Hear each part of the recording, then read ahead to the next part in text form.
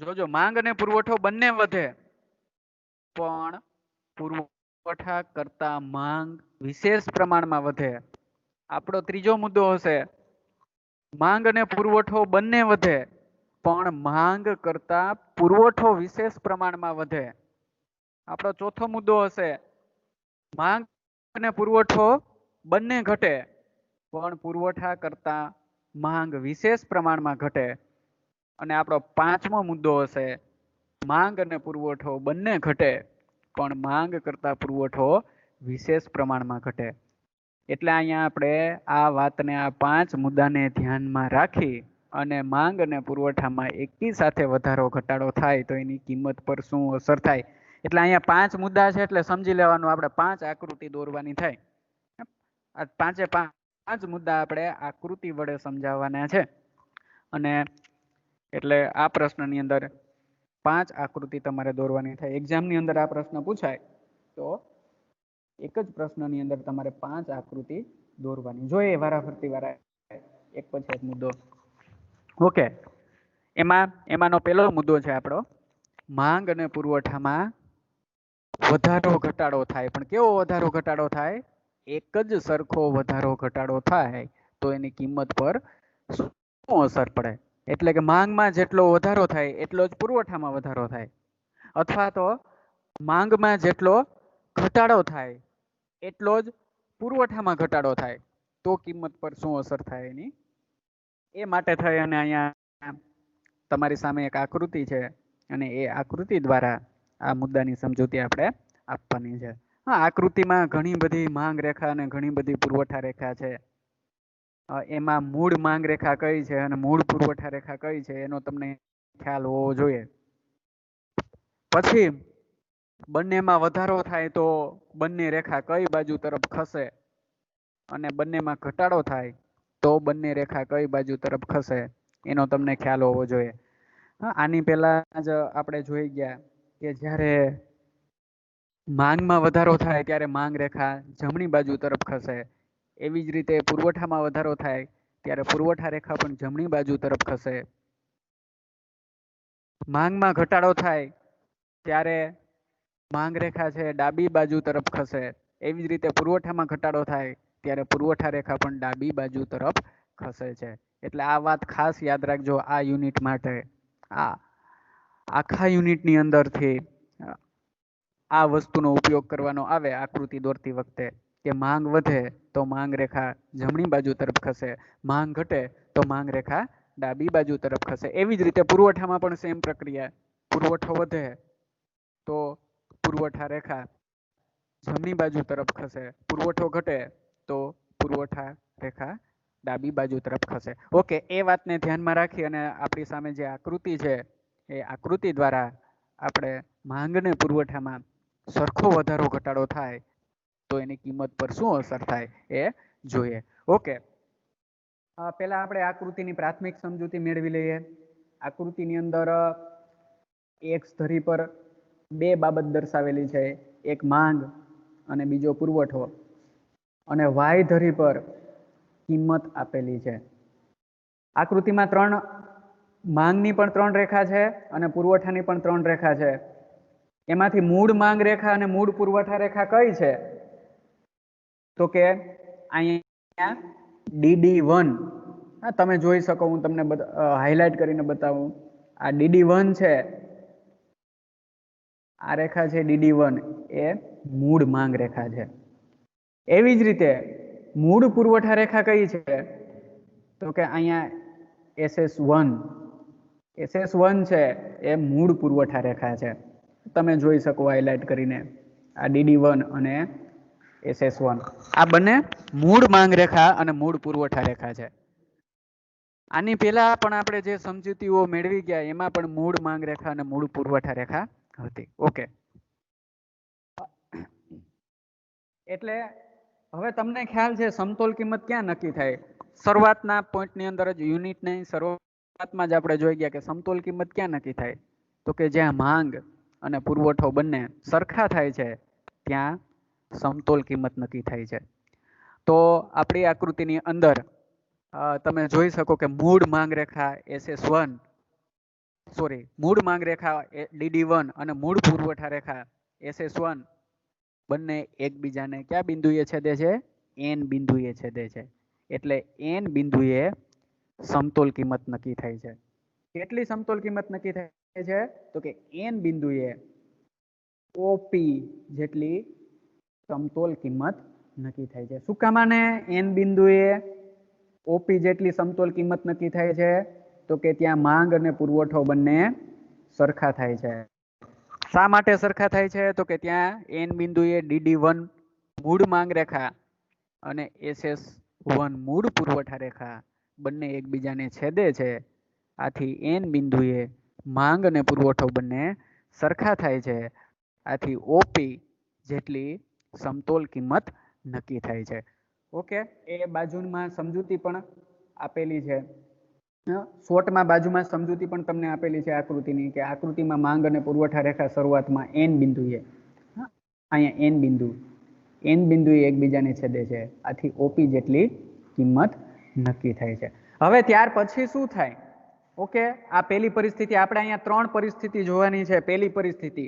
બીજી પરિસ્થિતિ જોવાની થશે આપણે કે બંનેમાં કાં તો વધારો થતો હશે અને કાં તો બંનેમાં ઘટાડો થતો હશે. એ બીજી પરિસ્થિતિ. ઓકે, આપણે સાફ કરી નાખો પછી તમને આપણે બીજી પરિસ્થિતિ જોઈએ.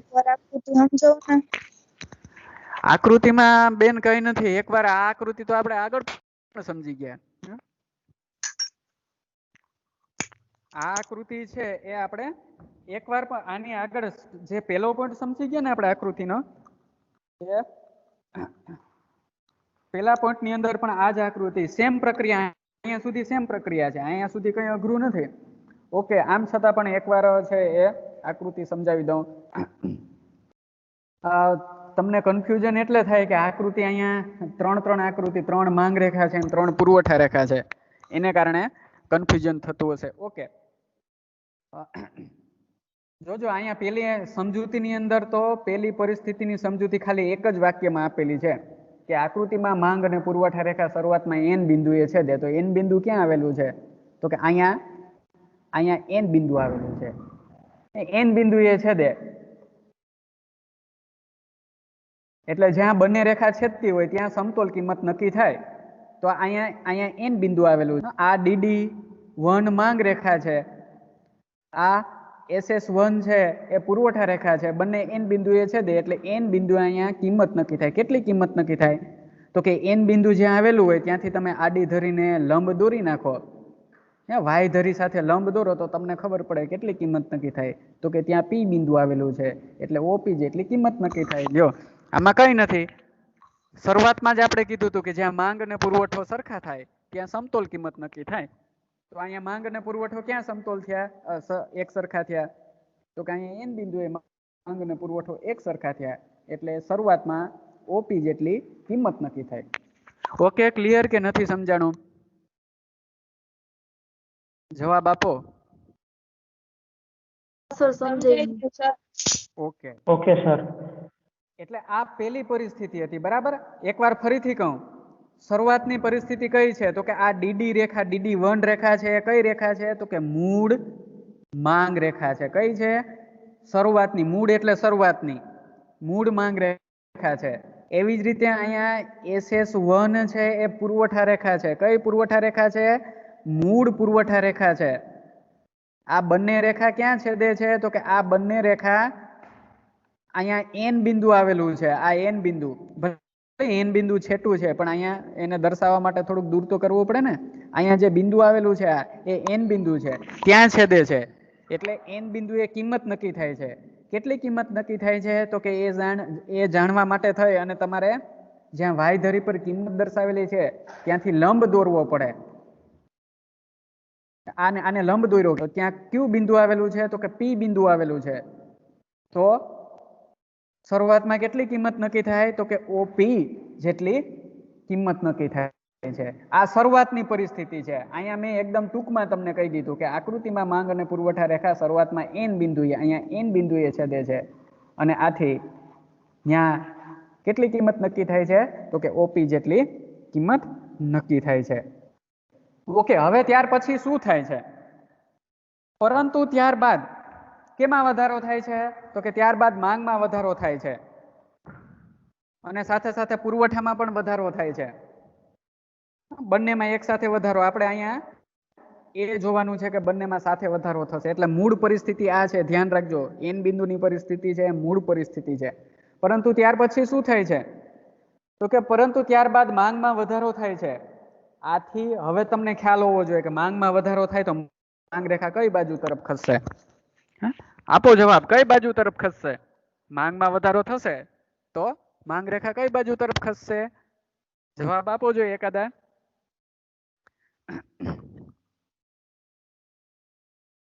માંગમાં વધારો થશે તો માંગ રેખા કઈ બાજુ તરફ ખસશે? જમણી બાજુ. જમણી બાજુ. એટલે કઈ માંગ રેખા અસ્તિત્વમાં આવશે? હવે માંગમાં વધારો થશે તો નવી માંગ રેખા કઈ બનશે આપણી?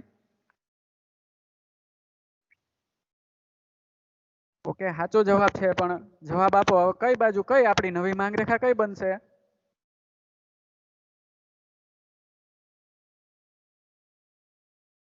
સૌથી જવાબ આપો. આપણે પાસે ટાઈમ નથી, હજી એક પેપર બાકી છે આના વગરનું, ખબર છે ને? ત્યાં અહીંયા લખેલું જ છે કે માંગ રેખા જમણી બાજુ તરફ ખસે છે. કોને જમણી બાજુ કહેવાશે? આ મૂળ માંગ રેખા છે, બરાબર, DD1. હવે માંગમાં વધારો થશે એટલે માંગ રેખા જમણી બાજુ તરફ ખસશે. તો નવી માંગ રેખા કઈ અસ્તિત્વમાં આવશે? તમારી સામે જ છે, ખાલી બે વિકલ્પ જ છે, બીજું કઈ નથી. આની પહેલાનો લેક્ચર DD2. ઓકે, સરસ. એટલે અહીંયા માંગમાં હવે વધારો થશે એટલે નવી માંગ રેખા જમણી બાજુ તરફ ખસશે. એટલે નવી માંગ રેખા આપણી કઈ બનશે? DD2 છે એ આપણી નવી માંગ રેખા બનશે. પણ અહીંયા માત્ર માંગમાં જ વધારો થતો નથી, સાથે સાથે શેમાં વધારો થાય છે? તો કે માંગની સાથે સાથે પુરવઠામાં પણ વધારો થાય છે. પરંતુ સાથે સાથે પુરવઠામાં પણ માંગ જેટલો જ વધારો થાય છે. કેટલો વધારો થાય છે? માંગ જેટલો જ વધારો થાય છે. સાથે સાથે પુરવઠામાં પણ વધારો થાય છે. અને માત્ર વધારો થતો નથી એટલું યાદ નથી રાખવાનું, પણ પુરવઠામાં પણ માંગ જેટલો જ વધારો થાય છે. આથી નવી પુરવઠા રેખા અસ્તિત્વમાં આવશે, અથવા તો મૂળ પુરવઠા રેખા કઈ બાજુ તરફ ખસશે? જમણી બાજુ તરફ ખસશે. અને અહીંયા ફરીથી માંગ અને પુરવઠો, અહીંયા જે આગળ મેં તમને કહી દીધું, માંગ અને પુરવઠામાં સરખો વધારો થશે. હવે પુરવઠા રેખા જમણી બાજુ તરફ ખસશે એટલે આપણી મૂળ પુરવઠા રેખા કઈ હતી? તો કે આપણી મૂળ પુરવઠા રેખા SS1 હતી. તો નવી પુરવઠા રેખા કઈ અસ્તિત્વમાં આવશે? ઝડપથી બોલો. પુરવઠા રેખા મૂળ પુરવઠા રેખાની જમણી બાજુ તરફ ખસશે એટલે આપણી મૂળ SS2. ઓકે, સરસ. આપણી નવી પુરવઠા રેખા છે એ SS2 અસ્તિત્વમાં આવશે. જો આ વાતનો તમને ખ્યાલ હોવો જોઈએ. બીજું યુનિટ આપણો આખો એ વાત ઉપર છે અને 3 જ પ્રશ્ન છે, અને 3 માંથી ઓછામાં ઓછો એક પ્રશ્ન એક્ઝામની અંદર હશે જ 100%.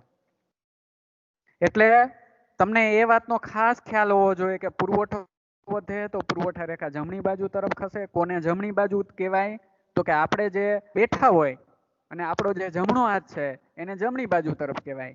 આપણો જે ડાબો હાથ છે એને ડાબી બાજુ તરફ કહેવાય. ઓકે, એટલે નવી માંગ રેખા આપણી મૂળ માંગ રેખા DD1 છે. માંગ વધે એટલે આપણી નવી માંગ રેખા DD2 અસ્તિત્વમાં આવે છે. એવી જ રીતે આપણી મૂળ પુરવઠા રેખા SS1 છે, પણ પુરવઠામાં પણ માંગ જેટલો જ વધારો થાય છે એટલે નવી પુરવઠા રેખા SS2 અસ્તિત્વમાં આવે છે. આ નવી માંગ રેખા DD2 અને નવી પુરવઠા રેખા SS2 એકબીજાને ક્યાં છેદે છે? તો કે એકબીજાને અહીંયા છેદે છે. ત્યાં કયું બિંદુ આવેલું છે? તો કે ત્યાં N1 બિંદુ આવેલું છે. એટલે નવી માંગ રેખા DD2 અને નવી પુરવઠા રેખા SS2 એકબીજાને N બિંદુએ છેદે છે. આથી શું થશે? N બિંદુએ ફરી પાછી અસ્તિત્વમાં આવશે. ફરી પાછી સમતોલ કિંમત નક્કી થશે. પણ અહીંયા તમે જો કે સમતોલ કિંમત કેટલી નક્કી થાય છે? અહીંયા જોઈ શકો, આ બિંદુએથી તમે લંબ દોરો આ રીતે, તો ફરી પાછી કિંમત કેટલી નક્કી થાય છે? તો કે ફરી પાછી કિંમત OP જેટલી જ નક્કી થાય છે. સમજૂતી અહીંયા આપેલી છે બાજુમાં. જો કે મેં તમને સમજાવી દીધું. આથી ડીડી માંગ રેખા અને એસએસ પુરવઠા રેખા એકબીજાને N1 બિંદુએ છેદે છે. પરિણામે ઓપી જેટલી કિંમત નક્કી થાય છે. એનો અર્થ એવો કે કિંમતમાં કોઈ ફેરફાર થતો નથી. ઓકે, હા, મારે તમને હજી એક પ્રશ્ન કે અહીંયા આપણે કઈ રીતે એમ કહી શકીએ,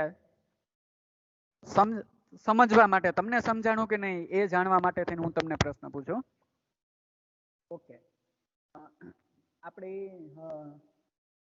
નવી માંગ રેખા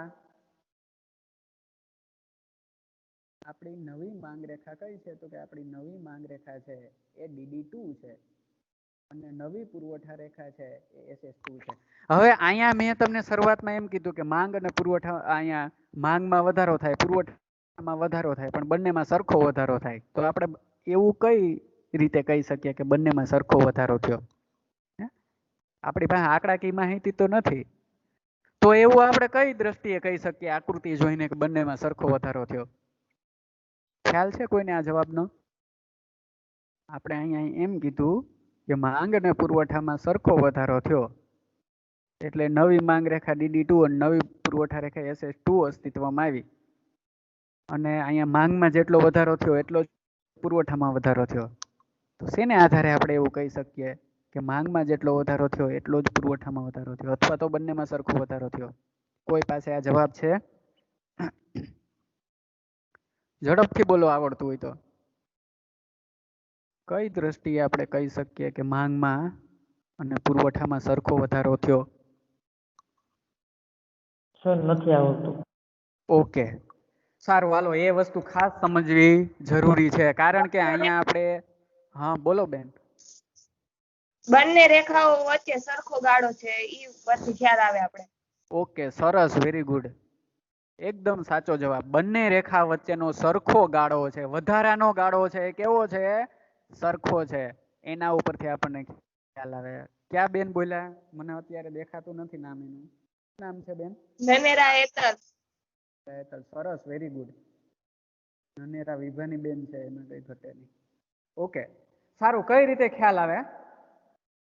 તો એના ગાળાને આધારે આપણે ખ્યાલ આવે. ઓકે, હું તમને જુદી જુદી રીતે હાઇલાઇટ કરીને બતાવું. આપણી મૂળ પુરવઠા રેખા કઈ હતી? તો કે આપણી મૂળ પુરવઠા રેખા છે, એક જ મિનિટ. ઓકે, આપણી મૂળ પુરવઠા રેખા કઈ હતી? કે આપણી SS1 છે, એટલે કે આ SS1 છે એ આપણી મૂળ પુરવઠા રેખા હતી. મૂળ માંગ રેખા કઈ હતી? તો કે આ DD1 છે એ મૂળ માંગ રેખા હતી. હવે તમે જોઈ શકો કઈ દ્રષ્ટિએ આપણે એમ કહી શકીએ કે માંગ અને પુરવઠામાં સરખો વધારો થયો? તો કે બંનેના ગાળો છે, બંનેનો ખસવાનો, માંગ રેખાનો જમણી બાજુ તરફ ખસવાનો, એવી જ રીતે પુરવઠા રેખાનો જમણી બાજુ તરફ ખસવાનો ગેપ છે, બંનેનો ગાળો છે, કેવો છે? એક જ સરખો છે.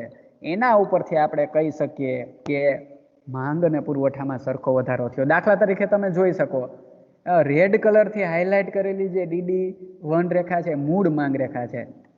તો માંગમાં વધારો થયો તો નવી માંગ રેખા કઈ અસ્તિત્વમાં આવી? તો કે અહીંયા DD2 રેખા છે, નવી માંગ રેખા છે. એવી જ રીતે નવી પુરવઠા રેખા કઈ છે? તો કે અહીંયા SS2 છે એ નવી પુરવઠા રેખા છે. આ નવી માંગ રેખાનો ગેપ અહીંથી અહીંયા સુધીનો દેખાય છે ને બધાને ગેપ? આ અહીંથી અહીંયા સુધીનો માંગ રેખાનો ગેપ અને અહીંથી અહીંયા સુધીનો પુરવઠા રેખાનો ગેપ કેવો છે? સરખા છે. બંને કેવા છે? સરખા છે. એને આધારે આપણે એમ કહી શકીએ કે માંગમાં અને પુરવઠામાં એક જ સરખો વધારો થયો. એને આધારે આપણે એમ કહી શકીએ કે માંગ અને પુરવઠામાં કેવો થયો વધારો? સરખો વધારો થયો. જોજો, મૂળ માંગ રેખા અને નવી માંગ રેખા એની વચ્ચેનો ગેપ, એટલે કે આ ગેપ, આ બધો ગેપ અહીંથી અહીંયા સુધીનો, એની વચ્ચેનો ગેપ, અને એવી જ રીતે મૂળ પુરવઠા રેખા અને નવી પુરવઠા રેખા તેની વચ્ચેનો ગેપ કેવા છે? એક જ સરખા છે. એને આધારે આપણે એમ કહી શકીએ કે માંગ અને પુરવઠામાં કેવો વધારો થયો? એક જ સરખો વધારો થયો. ઓકે, મારે તમને હજી એક પ્રશ્ન પૂછવો, સમજાણું કે નહીં? આ વસ્તુ ક્લિયર થઈ ભાઈ બધાને? એક સરખો વધારો કઈ દ્રષ્ટિએ આપણે આકૃતિમાં જોઈને કહી શકીએ? આ વસ્તુ બધાને ક્લિયર થઈ કે નથી થઈ? આપો જવાબ આપો. થઈ ગઈ સર. ઓકે, થઈ ગઈ હશે તો આગળ ખ્યાલ આવશે. હું તમને એના આધારે એક પ્રશ્ન પૂછું હમણાં નવો. ઓકે, એક નવી આકૃતિ જ લઈ લઈએ.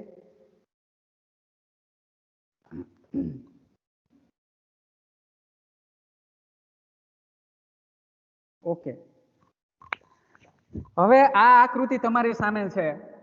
નનેરા વિભા તું એક સોરી નનેરા વિભાની બેન, નનેરા હેતલ તું એક જવાબ નહીં આપતી, બીજાને પાસેથી મારે જવાબ જોઈએ છે. આ ડીડી રેખા છે એ આ ડીડી રેખા છે એ મૂળ માંગ રેખા છે, બરાબર?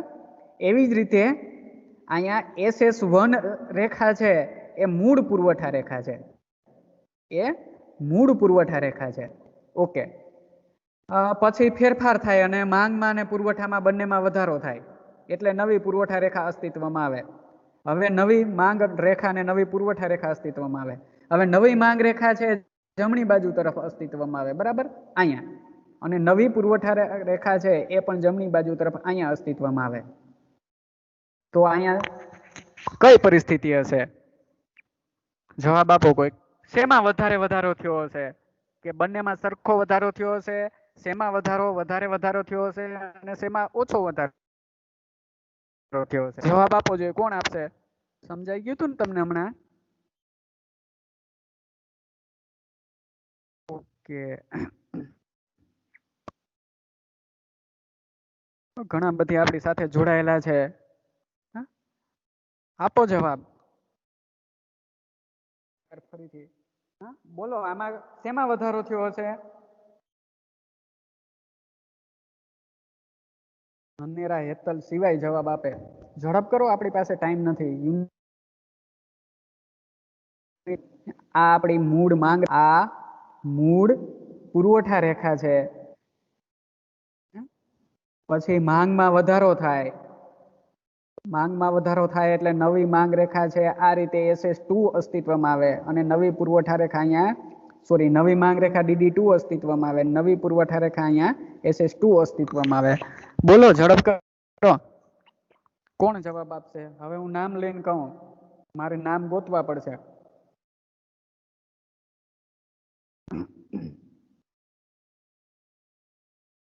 આપો આપો જવાબ આપો કોઈ.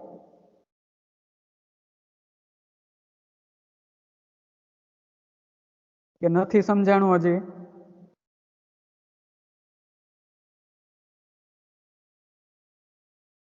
હા, ઉર્વિશાબેન જવાબ આપો. હવે મેં નામ ગોત્યા અહીંયા મોબાઈલમાં. ઉર્વિશાબેન જવાબ આપો.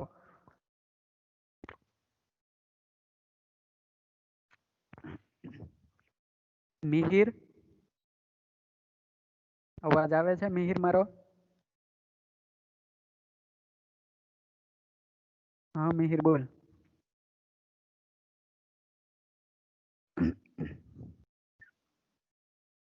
બોલ મિહિર, માઇક તો ઓન કર્યું, બોલતો કા નથી?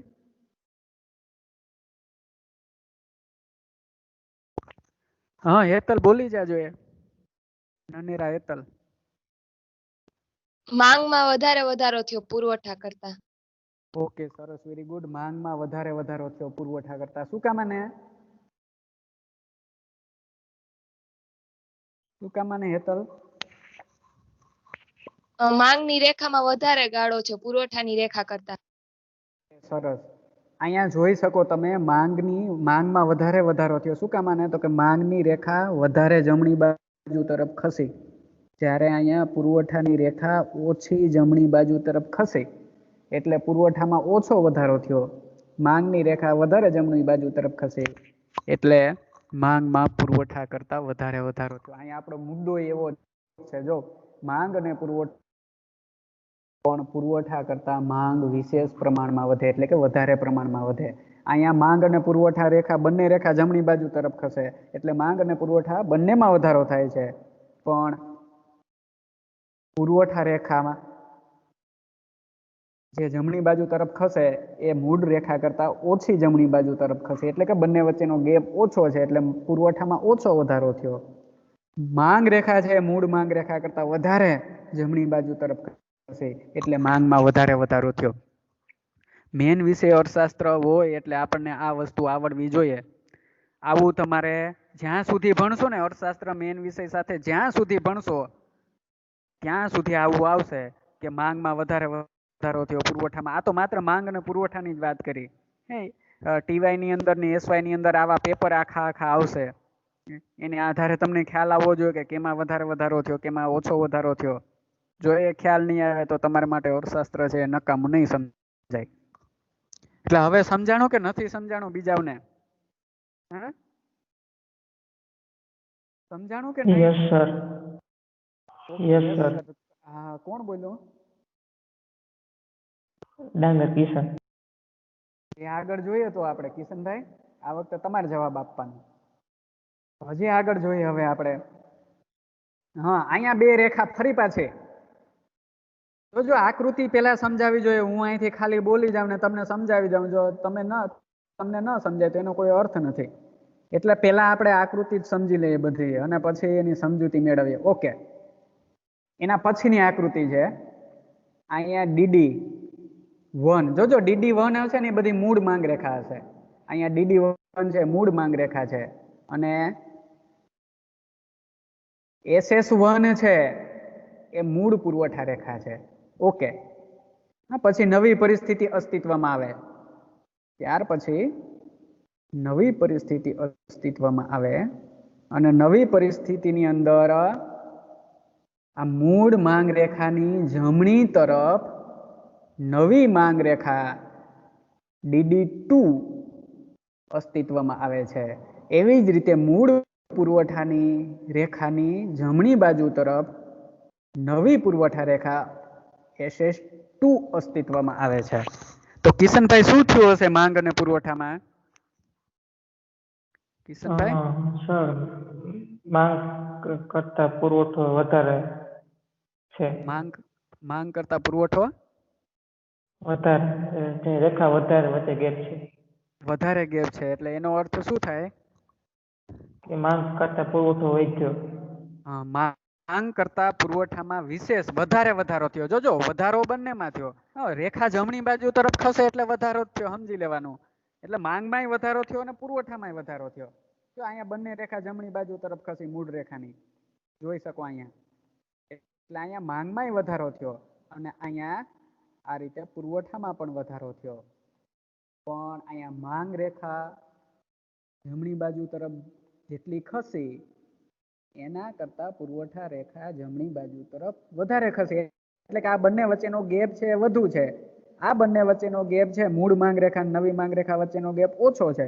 મૂળ પુરવઠા રેખા અને નવી પુરવઠા રેખા વચ્ચેનો ગેપ વધુ છે. એટલે અહીંયા માંગ કરતા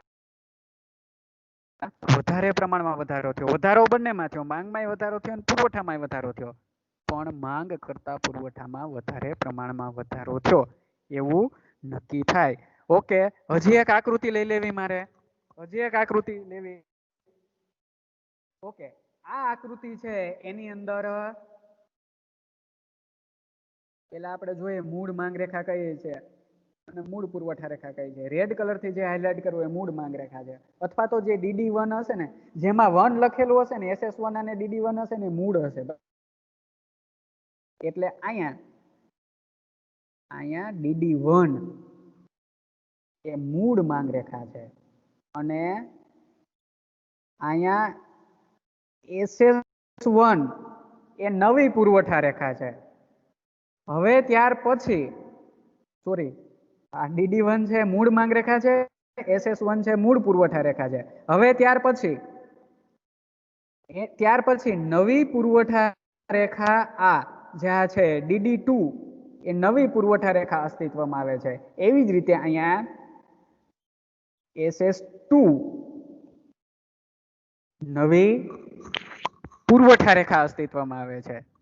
કોણ જવાબ આપશે?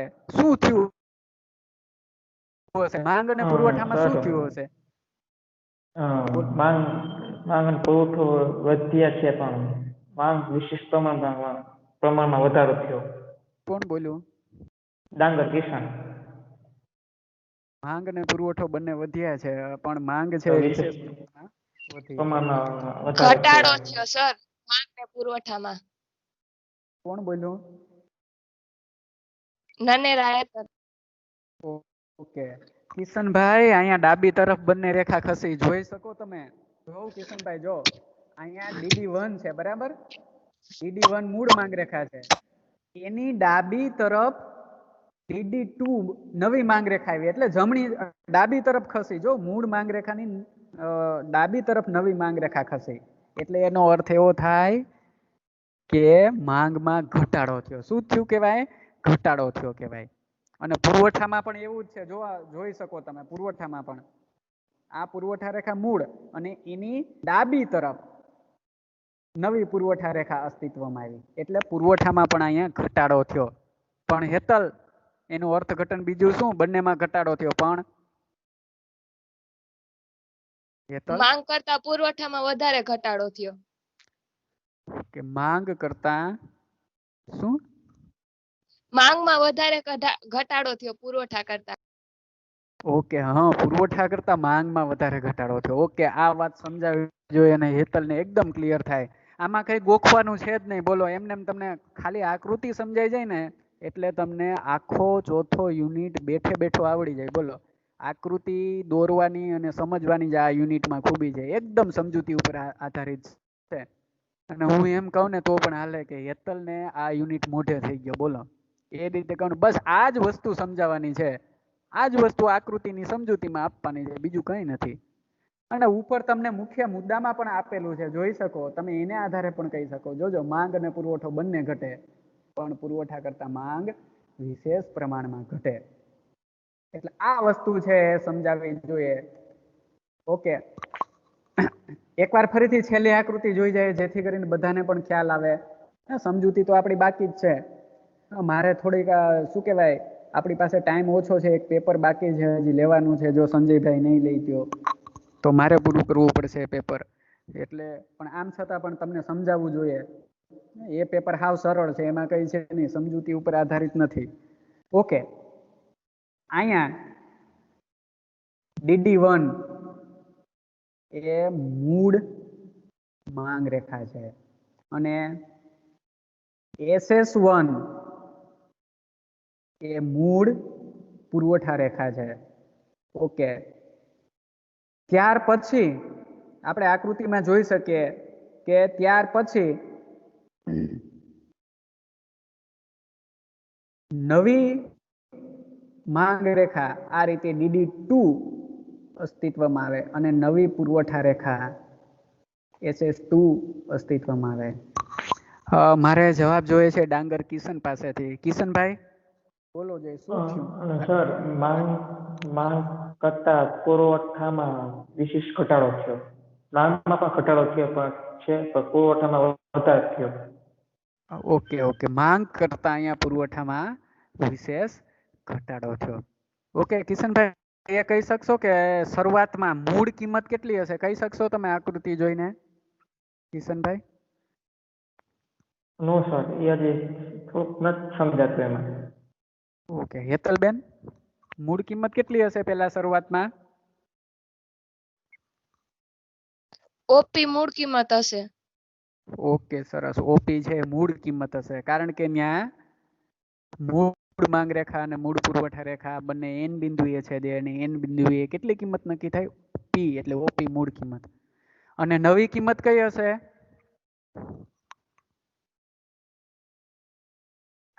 OP1. P1N1. ઓકે, નવી કિંમત OP1 હશે, કારણ કે નવી માંગ રેખા નવા પુરવઠા રેખા ક્યાં છેદે છે? તો કે નવી માંગ રેખા નવો પુરવઠા રેખા બંને N1 બિંદુ એટલે કે અહીંયા N1 બિંદુએ છેદે અને ત્યાં કિંમત છે એ P1 એટલે કે OP1 હશે. ઓકે, આ વસ્તુ તમને સમજાવવી જોઈએ. ઓકે, સારું, આપણું જ્યાંથી હવે અધૂરું છે ત્યાંથી લઈએ. ઓકે, જ્યાંથી બાકી છે આપણું ત્યાંથી હવે શરૂઆત કરીએ. લગભગ આકૃતિ છે, બીજા લોકો સાંભળતા હશે તો એને પણ ધ્યાન આપ્યું છે તો એને પણ જોજો આવા 5 પોઈન્ટ છે.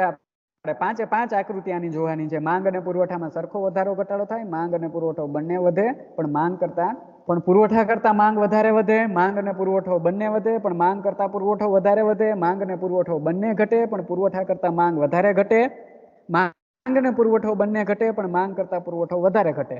એવી 5 આકૃતિ આપણે દોરીને સમજાવવાની છે. ઓકે, આ આકૃતિ આપણે જોતા હતા. આ આકૃતિની અંદર આપણે લગભગ મોટા ભાગનું પૂરું કરી ગયા હતા. ઝડપથી આપણે સમજી જઈએ. આપણે અહીંયા 3 આકૃતિ શું કામ લીધી તો કે માંગ અને પુરવઠામાં સરખો વધારો અને ઘટાડો થાય. એટલે આપણે બંને વસ્તુ દર્શાવવાની છે. વધારોય દર્શાવવાનો છે અને શું દર્શાવવાનું છે? ઘટાડો પણ દર્શાવવાનો છે. બરાબર ધ્યાન આપજો. કિંમત ક્યાં નક્કી થાય? શરૂઆતની માંગ રેખા કઈ હતી આપણે જોઈ ગયા. હું ઝડપ રાખું હવે થોડીક. જોઈ ગયા આપણે. હું થોડીક ઝડપ રાખું. નો સમજાય ને પૂછી લેવું હોય, હું ફરીથી સમજાવી દઈશ. શરૂઆતની મૂળ માંગ રેખા કઈ હતી તો કે DD1 છે, મૂળ માંગ રેખા હતી. આ SS1 છે, મૂળ પુરવઠા રેખા હતી. બંને ક્યાં એકબીજાને છેદતા હતા તો કે બંને n બિંદુ એકબીજાને છેદતા હતા. એટલે n કેટલી કિંમત નક્કી થતી હતી તો કે આ રીતે લંબ દોરી નાખો n બિંદુએથી તો ખ્યાલ આવી જાય કેટલી કિંમત નક્કી થાય. તો કે n બિંદુએ OP જેટલી કિંમત નક્કી થતી હતી. પછી એની પછીની પરિસ્થિતિ પણ આપણે જોઈ ગયા હતા કે ત્યાર પછી શું થાય તો કે ત્યાર પછી માંગમાં પણ વધારો થાય છે અને પુરવઠામાં પણ વધારો થાય છે. પણ બંનેમાં કેવો વધારો થાય છે કે બંનેમાં એક સરખો વધારો થાય છે. એટલે નવી માંગ રેખા કઈ અસ્તિત્વમાં આવે છે તો કે નવી માંગ રેખા છે એ DD2 અસ્તિત્વમાં આવે છે. અને નવી પુરવઠા રેખા કઈ? જોજો વધારો થાય એટલે જમણી બાજુ તરફ ખસે. એકવાર ફરીથી તમને એ જ વસ્તુ યાદ દર્શાવું કે માંગ કે પુરવઠામાં બંનેમાં વધારો થાય. જો માંગમાં વધારો થાય તો માંગ રેખા જમણી બાજુ તરફ ખસે. એવી જ રીતે પુરવઠામાં વધારો થાય તો પુરવઠા રેખા જમણી બાજુ તરફ ખસે. આકૃતિ સમજવા માટે આ ખાસ ધ્યાન રાખજો. કોઈ પણ રેખા હોય, માત્ર માંગ અને પુરવઠો નહીં, પણ કોઈ પણ રેખા હોય. એવી જ રીતે માંગમાં ઘટાડો થાય તો માંગ રેખા ડાબી બાજુ તરફ ખસે. પુરવઠામાં ઘટાડો થાય તો પુરવઠા રેખા પણ ડાબી બાજુ તરફ ખસે. ઓકે, હવે ત્યાર પછી આપણે શું કીધું હતું? અહીંયા સમજૂતી આપેલી જ છે કે ત્યારબાદ માંગમાં વધારો થાય છે. આથી માંગ રેખા જમણી બાજુ તરફ ખસે છે. એટલે કઈ માંગ રેખા અસ્તિત્વમાં આવે છે? નવી માંગ રેખા. તો કે DD2 છે એ નવી માંગ રેખા અસ્તિત્વમાં આવે છે. એવી જ રીતે પુરવઠામાં પણ વધારો થાય છે એટલે પુરવઠા રેખા પણ જમણી બાજુ તરફ ખસે છે. અને એટલે કઈ નવી રેખા? પુરવઠા રેખા SS2 એ નવી પુરવઠા રેખા જમણી બાજુ તરફ અસ્તિત્વમાં આવે છે. અહીંયા માંગ અને પુરવઠામાં શું થયું તો કે માંગ અને પુરવઠામાં બંનેમાં સરખો વધારો થયો. શેના ઉપરથી? તો કે અહીંયા મૂળ માંગ રેખા અને નવી માંગ રેખા વચ્ચે જેટલો ગેપ છે એટલો જ ગેપ મૂળ પુરવઠા રેખા અને નવી પુરવઠા રેખા એના વચ્ચે પણ છે. એટલે એના ઉપરથી આપણે એમ કહી શકીએ કે માંગ અને પુરવઠામાં બંનેમાં સરખો વધારો થયો. એટલે નવી માંગ રેખા DD2 અને નવી પુરવઠા રેખા SS2 એકબીજાને ક્યાં છેદે છે? ઓકે, કાઢી નાખું, સાફ કરી નાખું, આથી ખ્યાલ આવે. ઓકે, આ નવી માંગ રેખા DD2 અને નવી પુરવઠા રેખા SS2 બંને એકબીજાને ક્યાં છેદે છે? તો કે બંને એકબીજાને અહીંયા છેદે છે. ત્યાં કયું બિંદુ આવેલું છે? તો કે ત્યાં N1 બિંદુ આવેલું છે. હવે ત્યાંથી લંબ દોરી નાખો તમને કિંમત મળી જાય. કિંમત પર શું અસર થાય એ આપણે જોવાનું છે. ત્યાંથી લંબ દોરી નાખો એ બિંદુએથી આડી ધરીને કિંમત બાજુ, તો તમને કિંમત મળી જાય. તો ફરી પાછી કિંમત કેટલી નક્કી થાય? OP જેટલી જ નક્કી થાય છે. એટલે કે જો બંનેમાં, આનો અર્થ એવો થયો કે માંગ અને પુરવઠો બંનેમાં સરખો વધારો થશે તો કિંમતમાં કોઈ ફેરફાર થશે. માંગ અને પુરવઠો બંનેમાં જો સરખો વધારો થશે તો કિંમતમાં કોઈ ફેરફાર થશે નહીં. ઓકે, હવે ફરી પાછા માંગ, આપણે અહીંયા વધારો જોઈ ગયા, બરાબર. હવે આપણે શું જોવાનું છે? આપણે વધારો જોવાનો છે ને ઘટાડો જોવાનો છે, પણ કેવો? સરખો. એકવાર ફરી પાછા N બિંદુએ આવી જાઓ, અથવા તો ફરી પાછા DD1 મૂળ માંગ રેખા અને SS1 મૂળ પુરવઠા રેખાએ આવી જાઓ. એવી જ રીતે ત્યાર પછી શું થાય છે? તો કે અહીંયા આપેલું જ છે બાજુમાં. તેવી જ રીતે ત્યાર પછી માંગમાં ઘટાડો થાય છે. હવે માંગમાં ઘટાડો થશે એટલે નવી માંગ રેખા કઈ બાજુ તરફ અસ્તિત્વમાં આવશે? આથી નવી માંગ રેખા ડાબી બાજુ તરફ ખસે છે અથવા તો અસ્તિત્વમાં આવે છે. આ મૂળ માંગ રેખા છે DD1. પણ ત્યાર પછી શું થાય છે? માંગમાં ઘટાડો થાય છે. એટલે નવી માંગ રેખા ક્યાં અસ્તિત્વમાં આવે છે? તો કે નવી માંગ રેખા ડાબી બાજુ તરફ, જોજો ડાબી બાજુ તરફ જ જવાનું. ઘટાડો થાય એટલે, વધારો થાય એટલે જમણી બાજુ તરફ જ જવાનું, ઘટાડો થાય એટલે ડાબી બાજુ તરફ જવાનું. એટલે હવે માંગમાં ઘટાડો થાય છે. આથી માંગ રેખા છે ડાબી બાજુ તરફ ખસે છે અને નવી માંગ રેખા છે એ મૂળ માંગ રેખાની ડાબી બાજુ તરફ DD3 છે એ નવી માંગ રેખા છે. એવી જ રીતે કેમાં ઘટાડો થાય છે? એવી જ રીતે માંગની સાથે સાથે પુરવઠામાં પણ ઘટાડો થાય છે. એમ આ મૂળ પુરવઠા રેખા છે એટલે માંગની સાથે સાથે પુરવઠામાં પણ ઘટાડો થાય છે. હવે પુરવઠામાં ઘટાડો થાય એટલે પુરવઠા રેખા ઘટાડો થયો એટલે કઈ બાજુ તરફ ખસશે? તો કે ડાબી બાજુ તરફ ખસશે. એટલે પુરવઠામાં પણ ઘટાડો થાય છે. આથી નવી પુરવઠા રેખા મૂળ પુરવઠા રેખાની ડાબી બાજુ તરફ ખસે છે. જોજો અહીંયા માંગ અને પુરવઠા બંનેમાં કેવો ઘટાડો થયો? તો કે માંગ અને પુરવઠા બંનેમાં સરખો ઘટાડો થયો. શેના ઉપરથી કહી શકશું આપણે? તો એ તમને સમજાવવા માટે થઈ અને અહીંયા જુદી જુદી રીતે હાઇલાઇટ કરી દઈએ આપણે. મૂળ પુરવઠા રેખા અને મૂળ માંગ રેખા. આપણી મૂળ પુરવઠા રેખા છે એ SS1 છે. એવી જ રીતે આપણી મૂળ માંગ રેખા છે, ઓકે સોરી, એવી જ રીતે આપણી મૂળ માંગ રેખા છે એ આ DD1 છે. ત્યાર પછી શું થાય છે? તો કે માંગમાં ઘટાડો થાય છે. માંગ ઘટે એટલે નવી માંગ રેખા ક્યાં અસ્તિત્વમાં આવે છે? તો કે મૂળ માંગ રેખાની આ રીતે અહીંયા ડાબી બાજુ તરફ અસ્તિત્વમાં આવે છે. પુરવઠો પણ ઘટે છે એટલે નવી પુરવઠા રેખા ક્યાં અસ્તિત્વમાં આવે છે? તો કે મૂળ પુરવઠા રેખાની ડાબી બાજુ તરફ નવી પુરવઠા રેખા અસ્તિત્વમાં આવે છે. હવે આના ઉપરથી આપણે એમ કહી શકીએ કે માંગ અને પુરવઠો બંનેમાં કેવો ઘટાડો થયો? સરખો ઘટાડો થયો. કઈ રીતે? તો કે આ મૂળ માંગ રેખા અને નવી માંગ રેખા વચ્ચે જેટલો ગેપ છે, મૂળ માંગ રેખા અને નવી માંગ રેખા વચ્ચે જેટલો ગેપ છે એટલો જ ગેપ મૂળ પુરવઠા રેખા અને નવી પુરવઠા રેખા વચ્ચે છે. એટલે એના ઉપરથી આપણે એમ કહી શકીએ કે માંગ અને પુરવઠામાં બંનેમાં ઘટાડો થયો. પણ બંનેમાં કેવો ઘટાડો થયો? અહીંયા બાજુમાં સમજૂતી આપેલી છે.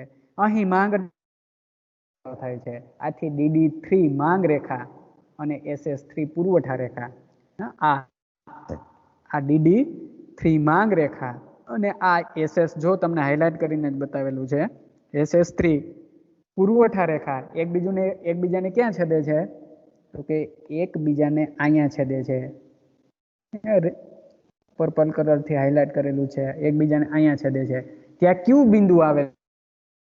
તો કે એકબીજાને N2 બિંદુએ છેદે છે. ક્યાં બિંદુ છે? N2. આ છે બિંદુ N2. અહીંયા લખેલું અહીંયા ભલે છે, લખેલું અહીંયા છે, પણ N2 બિંદુ ખરેખર આવેલું ક્યાં છે? તો કે બંને છેદે ત્યાં. અહીંયા N2 બિંદુએ છેદે છે. હવે N2 બિંદુએથી આપણે લંબ દોરીએ તો આપણને કિંમત કેટલી મળે છે? OP જેટલી જ મળે છે.